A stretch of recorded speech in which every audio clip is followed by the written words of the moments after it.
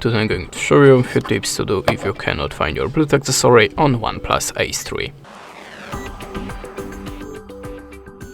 So if you cannot find your Bluetooth accessory, always start from the simplest way, so restart the Bluetooth connection. You can also try to restart your phone.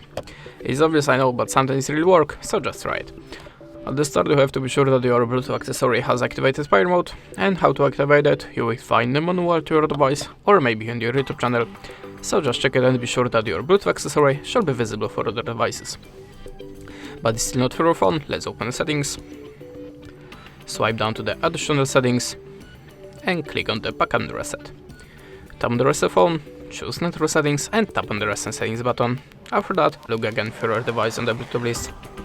You can also try to upgrade your system, so go to the About device and tap on the Oxygen OS. If you have any updates, just install it and check for your device again.